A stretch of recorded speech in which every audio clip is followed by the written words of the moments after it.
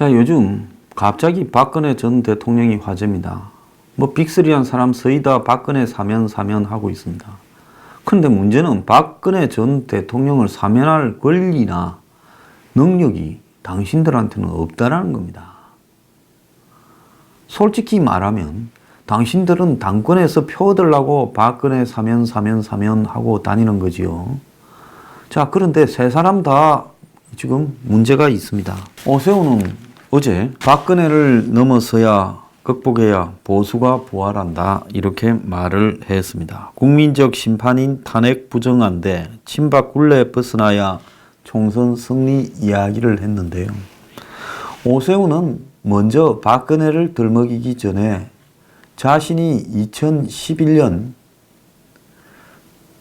9월달입니까? 할 필요도 없는 무상급식을 가지고 투표를 하겠다고 설레발을 치면서 투표 결과가 잘못되자 서울시장을 물러났습니다. 자, 무상급식이 다른 여러 가지 정치적인 핵심 이슈 가운데 뭐가 그렇게 본질적으로 중요한 가치라고? 중요하긴 하죠. 그렇지만 본질은 아닙니다. 세상 일에 본질과 가치가 있고 다 중요도가 다르죠. 그걸 가지고 투표를 실시하다가 물러나요?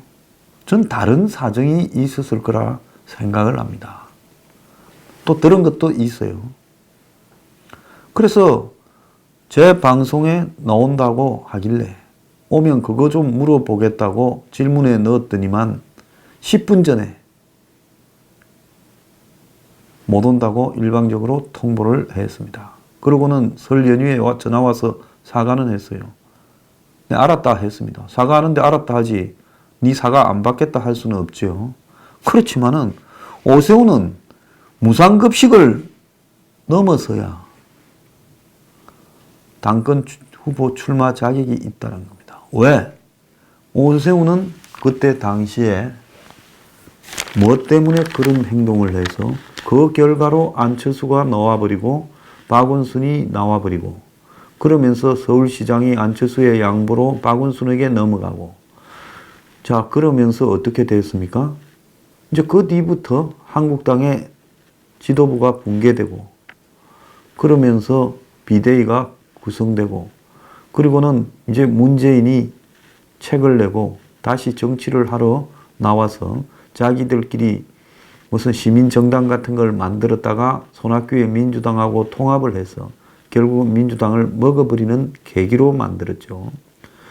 어떻게 보면 오늘날 친북 좌파 세력들을 기성정치권에 끌어들이는데 오세훈이 중요한 동인을 제공했다 하는 비판에 대해서 극복을 해야 됩니다. 이 토론을 회피하고는 오세훈은 당권 후보를 할 자격이 없다고 봅니다. 한번 유튜브 나갔다는데 그런 거는 안 물어보고 뭔 대화를 나눴습니까? 그리고 과속 불통 부패 문정권을 심판한다 했는데 오세훈이 당권 후보 출마하기 전에 문정권에 대해서 비판을 뭘 했습니까? 뭐 아내의 마씨가 TV조선에서 하는 프로에 나와가지고 히다끓이기밖에 더 했습니까? 한번 오세훈이 문정권에 대해서 무슨 비판을 제대로 했는지 입장 한번 밝혀보길 바랍니다. 또 오세훈이 주장하는 중도 보수가 옛날에 오렌지 웰빙들하고 뭐가 다른지 그것도 한번 입장을 밝혀보길 바랍니다. 보수 유튜버 중에서는 황장수의 뉴스 브리핑이 그래도 중도 보수에 가까울 것인데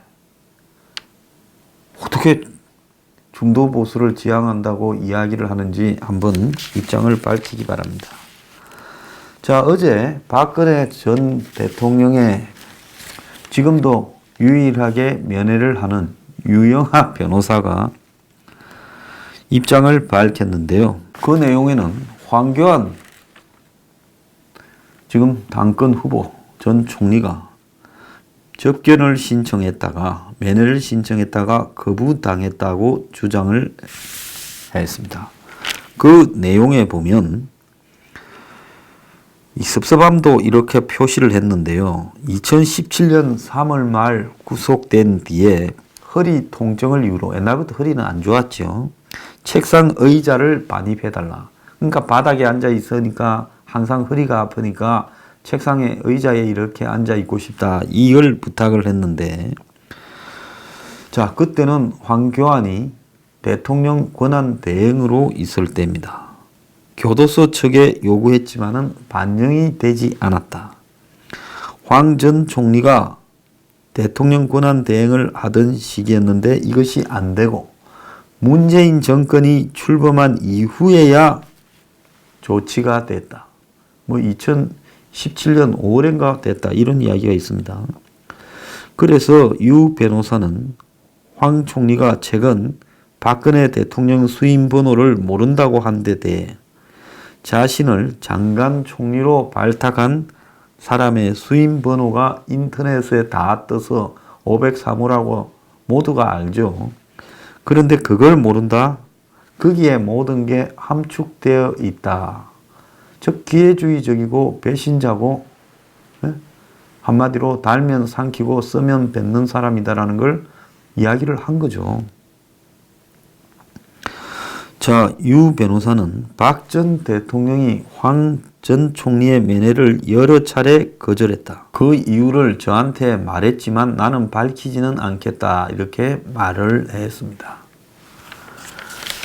자, 홍준표 대표에 대해서도 유 변호사는 2017년 3월 홍 전 대표가 박 전 대통령을 출당시키면서 법률적 정치적 도움을 강구하겠다라는 취지로 말을 했는데 그 이후로 어떤 도움을 준 적이 있느냐. 이제 석방운동을 하겠다 하면서 사면해라고 했죠. 자, 그 부분에 대해서 일관성이 있어야 된다라고 말을 했습니다. 자, 박근혜 전 대통령에 관한 문제가 한국당의 경선의 핵심적인 과제가 되는 것이 바람직하지는 않지요. 그걸 극복하고 넘어서야 되는 것은 맞지만은 그걸 말하는 사람들이 그런 주장을 할 자격이나 수준이 되지 못한다는 겁니다. 자, 저거가 사면해 줄 것도 아니면서 사면을 이야기하는 것도 우습습니다.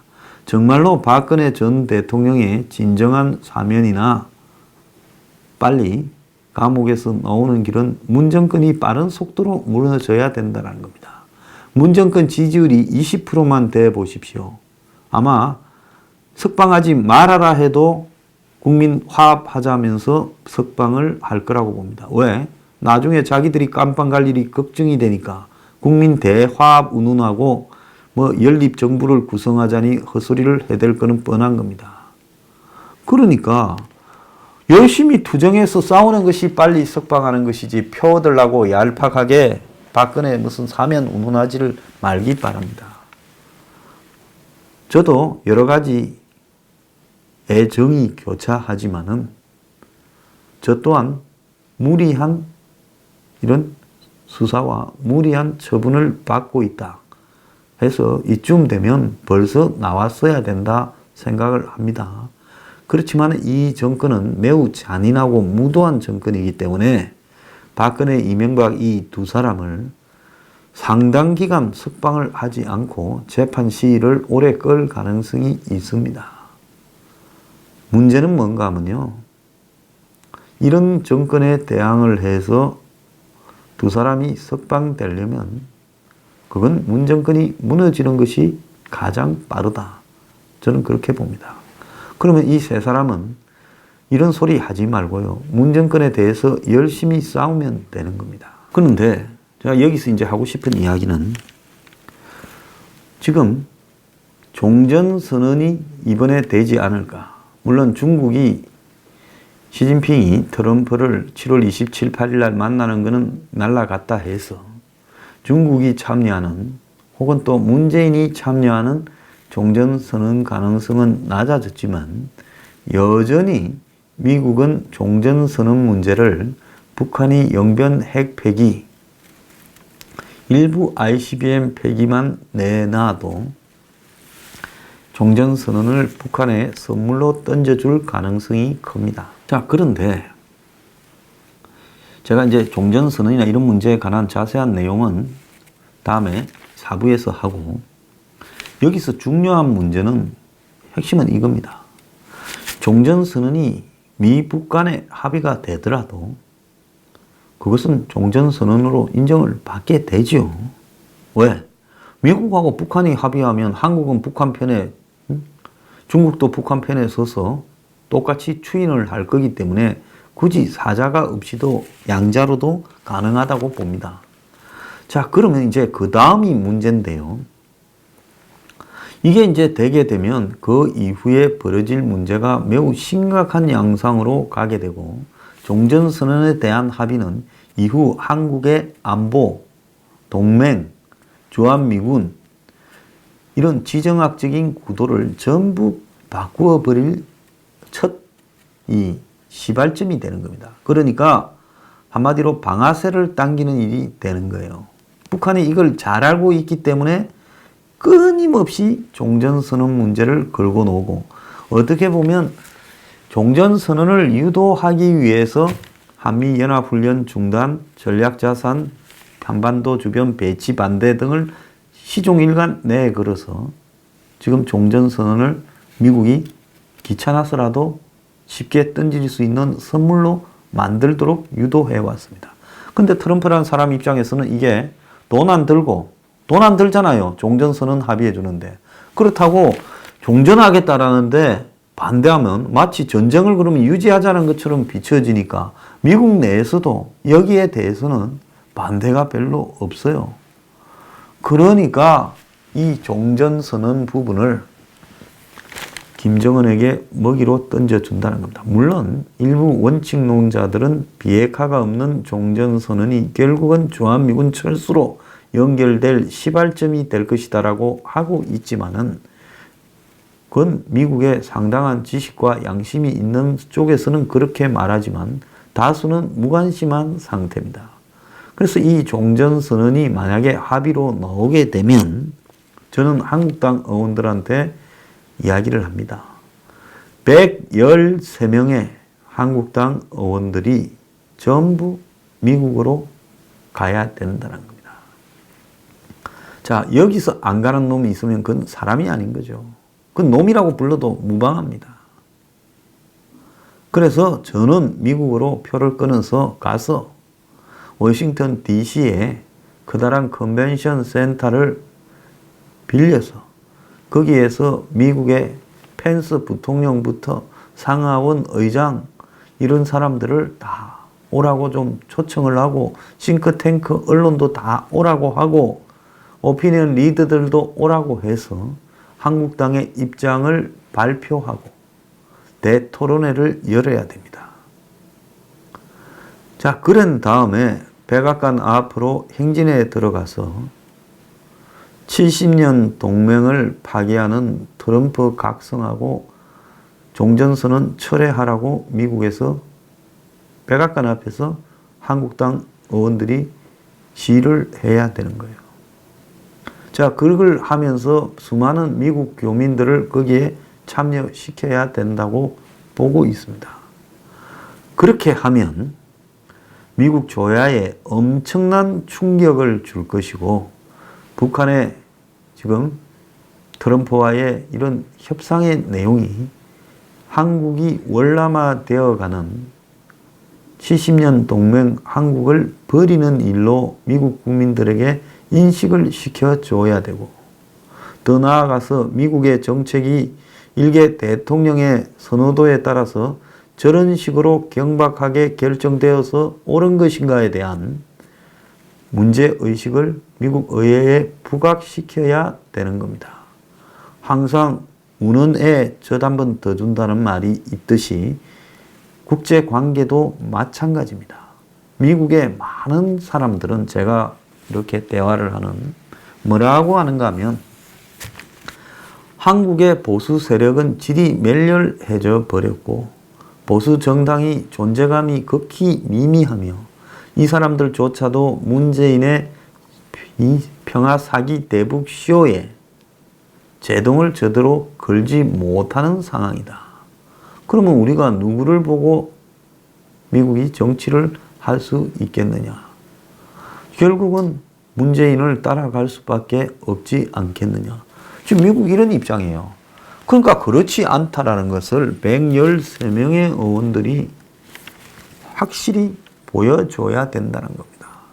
미국에 가서 워싱턴 DC에서 미국 수도 한복판에서 트럼프의 종전선언을 철회하라고 규탄해야 된다는 겁니다. 한번 그렇게 휘젓고 나오면 아마 미국의 분위기가 확 달라질 거라고 저는 보고 있습니다. 한국이 이렇게까지 심각하게 받아들이는가? 자, 비행기 값이 없으면 모금해 드릴게요. 예? 미국에 가서 컨벤션 센터 빌릴 돈이 없으면 그것도 모금해 드릴게요. 이것만큼은 반드시 한국당이 해야 된다.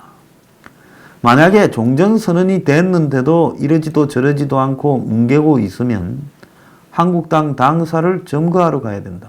2차 앵그리 블루 무브먼트가 열리게 된다면 한국당이 타겟이 될 것이다. 자, 우리가 여기서 민주당을 규탄하고 문재인을 규탄해봤자 저 사람들은 눈도 깜짝 안 할 겁니다. 자, 미 대사관 앞에 가는 것, 그건 의미가 있어요. 그 다음에는 어디냐? 한국당에 가서 너들 전원이 미국 가라. 이렇게 말하는 겁니다. 이 두 가지가 가장 효과적이라고 저는 보고 있습니다. 자, 그래서 27, 28일, 2월달은 28일까지 있죠. 그래서 27, 28일 날 회담이 끝나버리면 이제 3월달 넘어가면 김정은이가 아마 3월 중순쯤에 서울에 오게 될 가능성이 클 겁니다. 그러면서 그 이후의 흐름은 쭉 이걸로 밀고 가는 거고, 저 멍청한 한국당은 자기들끼리 누가 당권만 잡으면 문재인 정권은 비리가 많아서 저절로 무너질 거다. 그래서 당권만 잡으면 내년 총선은 내가 마음대로 공천한 데서 이길 것이고, 그 다음에 나는 대선 후보가 된다고 저 멍청한 저것끼리의 싸움을 하고 있습니다. 황교안은 자기가 당권 잡는 확률이 99.9%라 생각해서인지 이 와중에도 전당대회 연기하고 장외투쟁을 나서라는 부분에 본인은 혼자서 사실상 반대하고 있습니다. 한국당은 오늘 연기 부분을 결정한다는데 아마 지금 한국당의 선거관리위원회나 대부분의 이런 전당대회를 주관하는 조직은 황교안한테 줄을 섰을 겁니다. 보수가 엄청 비열해요. 오히려 좌파들은 소수라도 싸우는 사람이라도 있어요. 내부에. 싸우다가 뛰쳐나가기도 하고. 그 국민의당이나 지금 평화당, 바른미래당 패거리들이 문재인의 패권에 싸우다가 뛰쳐나가는 용기라도 있잖아요. 근데 이 한국당에 있는 사람들이라는 거는 누가 될 건가를 복지부동에서 보고 좀 될 만한 인간 하나 놓으면 거기 줄 닫습니다. 한국당만 줄 섭니까? 바깥에 있는 보수도 줄 닫습니다. 아마 저 빼놓고는 요즘 뭐 떠드는 사람들 다 어디 줄 서가 있을 거예요. 그런 게 보수의 수준이자 한계인 겁니다. 그래가지고 황교안과 황교안을 대변하는 사람은 제가 방송에 나가니까 그러대요. MBN입니까? 연기해서는 안 된다고 보수를 표방하는 옆에 있는 패널도 그러더라고요. 저 혼자 연기하라고 장외투쟁을 하고 그랬어요. 그건 뭐겠습니까? 종전선언이 돼도 나는 몰라. 내 당권과 대권이 중요해. 지랄로 그런 수준으로 당권을 줘본들 6개월 끌고 가겠습니까? 자, 한국당 정신 이쯤에서 못 차리면요. 솔직히 말하면 당 보수에 제대로 된 정당이 밖에서 만들어졌어요. 같이 죽자고 만들어져야 됩니다. 단결 같은 소리 하고 있네. 될 놈을 보고 단결을 해줘야죠. 지금 제일 안 될 놈이 한국당을 먹도록 유도하고 있는 것이 보이지 않습니까? 그게 문재인 정권의 꼼수입니다. 되지도 않은 사람들을 보고, 깜도 안 되는 사람들을 보고 한국당에 경쟁시켜서 그 중에 하나 되면 요거는 우리가 어떻게 조져버리겠다고 벌써 빼르고 있을 겁니다. 이제요, 한국당은 죽기 살기로 싸워서 그 중에서 살아남는 놈을 만들어야 되는 겁니다. 그러지 않고 저런 식으로 조용히 죽는 길을 택해서 가겠다면 저런 정당은 없애버려야 되는 겁니다. 어느 시점이 되면 저부터 앞장을 서서 저런 정당을 없애는데 최선을 다하겠습니다.